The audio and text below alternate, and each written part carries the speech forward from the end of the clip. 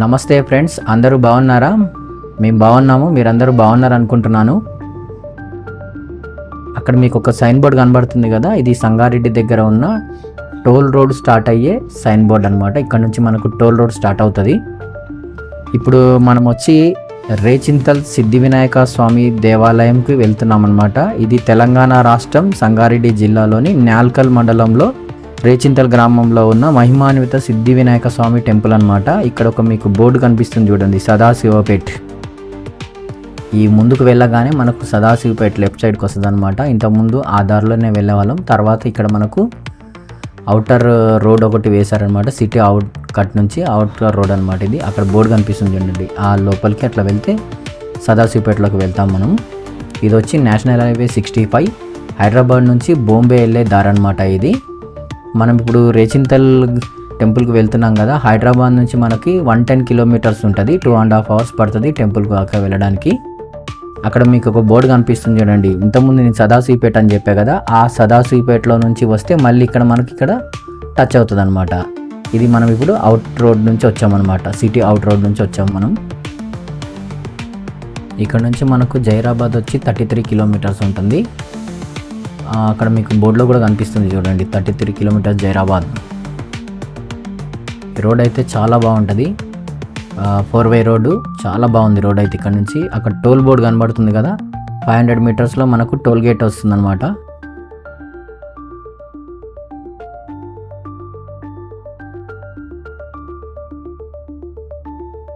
Toll rate start అయిన తర్వాత వచ్చే ఫస్ట్ టోల్ గేట్ అనమాట ఇది. సంగారెడ్డి నుంచి మనకు జైరాబాద్ రోడ్లో వచ్చే ఫస్ట్ టోల్ గేట్ అనమాట అది. అక్కడ మాకు వచ్చి 150 రూపాయలు కట్ అయింది. దేవాలయానికి వచ్చి మనం ఒక రోజులో వెళ్ళి దర్శనం చేసుకొని వచ్చేయచ్చండి, 1 డే ట్రిప్.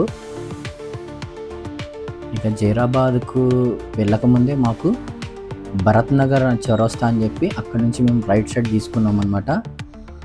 అక్కడ నుంచి ఇది సింగిల్ వే రోడ్డు, చిన్న రోడ్డు అనమాట. కొద్దిగా గుంతలుగా ఉంది, మీరు వస్తే కనుక చూసిరండి. ఈ మాకు మ్యాప్లో కూడా అలాగే చూపించిందని చెప్పేసి మేము అట్నుంచే తీసుకున్నాము. అంటే జైరాబాద్ దాకా వెళ్ళి కూడా రావచ్చు.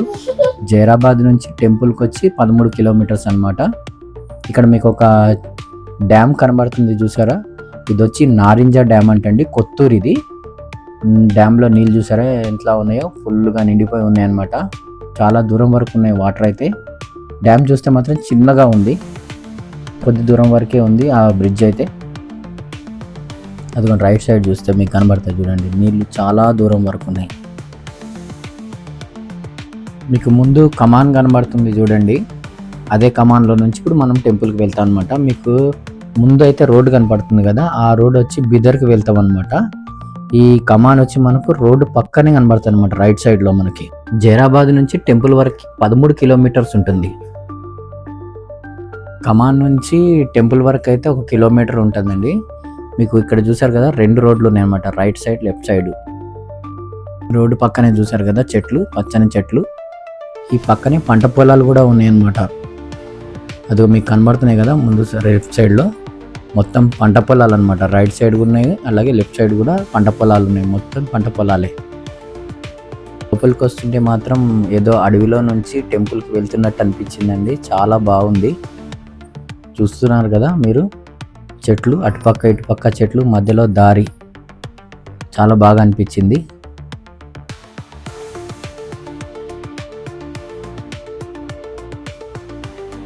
ఇక్కడ మీకు ఒకటి బోర్డు కనపడుతుంది కదండి, రేచింతలని, లెఫ్ట్ సైడ్ చూపిస్తుంది కదా యారో మార్కు, అటు కూడా వెళ్ళొచ్చు అనమాట. మేమేమో స్ట్రైట్గా వచ్చేస్తున్నాం అనమాట. ఇటు కూడా దారి కనిపించింది, ఇదే దారిలో వచ్చేస్తున్నాం మేము.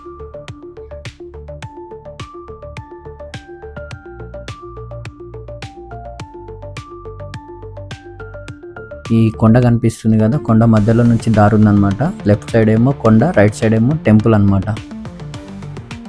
ఇక్కడ టికెట్ తీసుకుంటున్నారు, పార్కింగ్ టికెట్ అనుకుంటా. ఇంకా టికెట్ తీసుకున్నాక మేము ఇక్కడ కార్ పార్కింగ్ చేసామనండి. అదిగోండి గోపురం కనిపిస్తుంది కదా, ఇదంతా కార్ పార్కింగ్. ఈ పక్కనే మీకు కాలు కడుక్కోవడానికి ట్యాప్స్ ఉన్నాయి. ఇంకా కాలు కడుక్కొని గోపురం దగ్గరకు వచ్చేసాము. చూసారు కదా గోపురము, లోపలికి వెళ్ళే గోపురం అనమాట. ఈ ముందు మీకు కొబ్బరికాయలు అమ్ముతున్నారు, కొబ్బరికాయలు తీసుకొని అక్కడ లోపల కొట్టడానికి అనమాట. ఈ ముందు మీకు కనిపిస్తుంది కదా గుడికి ఎదురుగానే ఉంటుంది అనమాట కళ్యాణ మండపం. ఇది పెళ్ళిళ్ళు జరుగుతాయంటండి ఇక్కడ. అక్కడేమో భోజనశాల, లంచ్ చేసుకోవడానికి అనమాట. అది ఈ పక్కనే పార్క్ ఉంది చిన్నగా పిల్లలు ఆడుకోవడానికి. ఆ పక్కనే ఇక పదండి, ఇంకా మనం టెంపుల్లోకి వెళ్ళిపోదాం, స్వామివారిని దర్శించుకుందాం.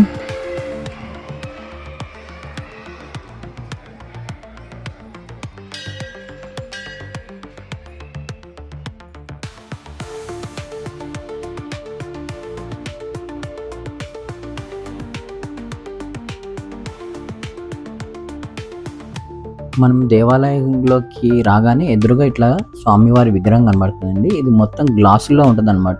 ఈ స్వామివారి వెనకాలనే మనకి స్వయంభూగా వెలిసిన స్వామివారి గుడి కనబడుతుంది. ఇక్కడ గురువుల వారి చిత్రపటాలు ఉన్నాయి. ఇక్కడ మనకు రిఫ్లెక్షన్ పడుతుందండి, ఎందుకంటే పైనుంచి వెలుతురు వస్తుంది. మీకు సరిగ్గా కనబడుతుందో లేదో. స్వామివారి విగ్రహం వచ్చి ఇక్కడ దక్షిణం వైపుకు ఉంటుంది అనమాట. అందుకే గజస్తంభం కూడా మీకు దక్షిణం వైపే ఉంటుంది. మనం వచ్చిందేమో తూర్పు సైడ్ నుంచి వచ్చామన్నమాట. ఇక పదండి, ప్రదర్శనలు చేసుకొని వచ్చిన తర్వాత స్వామివారిని దర్శించుకుందాము. ఈ గోడల పైన చూశారు కదా స్వామివారి విగ్రహాలు, ఈ చుట్టూ అట్లాగే ఉన్నాయన్నమాట. స్వామివారి గుడి చుట్టూ అట్లాగే ఉన్నాయి. ఇక్కడ చూశారు కదా పల్లకి, స్వామివారిని ఊరేగింపి తీస్తారు కదా ఆ పల్లకి అన్నమాట. ఇక్కడ చూస్తున్నారు కదా రైట్ సైడ్లో మొత్తం గుడి చుట్టూ ఇట్లాగే స్వామివారి విగ్రహాలు ఉన్నాయన్నమాట.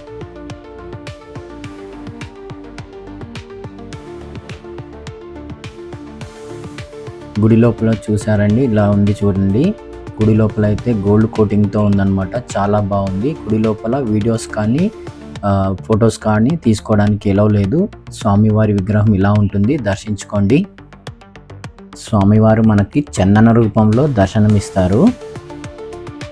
దర్శనం చేసుకున్నాక కొద్దిసేపు ఇట్లా కూర్చొని ధ్యానం చేసుకోండి. ఇక స్వామివారి గురించి అయితే సిద్ధి వినాయక స్వామి దేవాలయంలోని వినాయక స్వామి వారు 1800 సంవత్సరంలో స్వయంభుగా వెలిసాడని, ఇక్కడ స్వామివారి విగ్రహం ప్రతి సంవత్సరం నువ్వు గింజంత రూపంలో పెరుగుతుందని చరిత్రకారులు అభిప్రాయం. గణపతిని దర్శించుకొని దేవాలయంలోని ముడుపు కడితే వివాహం జరుగుతుందని, సంతానం కలుగుతుందని ఇక్కడి భక్తుల నమ్మకం. మీకు ఆ బయట కూడా మీకు చూపిస్తానండి. ఇదిగోనండి, ఇక్కడ బయటకు వచ్చిన తర్వాత ఇలా ఉంటుంది. ఈ పక్కనే మనకి రైట్ సైడ్లో మనకి రావి చెట్టు ఉంటుందండి. ఈ రావి చెట్టుకే ఇట్లా ముడుపులు కడతారనమాట. స్వామివారిని మొక్కుకొని వాళ్ళ యొక్క కోరికలు తీర్చమని చెప్పేసి ఇక్కడ ముడుపులు కడతారనమాట. ఇంకా స్వామివారు ఎలా వెలిశారు అని అంటే, కర్ణాటక రాష్ట్రం బిదర్కు 20 కిలోమీటర్ల దూరంలో చింతలగిరి గ్రామంలో శివరాం భట్ అనే బ్రాహ్మణుడు నిత్యం వినాయక వెంకటేశ్వర స్వాములను పూజిస్తూ ఉండేవారు. 217 సంవత్సరాల క్రితం శివరామ భట్టు తిరుపతి తీర్థయాత్రలకు చింతలగిరి నుంచి రేచింతల్ గ్రామ శివారు మీదుగా కాలిబాటన వెళ్తుండగా పూజా సమయం కావడంతో అక్కడ పూజలు నిర్వహించాడు. శివరాం భట్ చేసిన పూజలకు వినాయక స్వామి వారు ప్రసన్నుడై భూమిని చీల్చుకొని చిన్న మూర్తి రూపంలో స్వయంభుగా వెలిసారని స్థల పురాణం.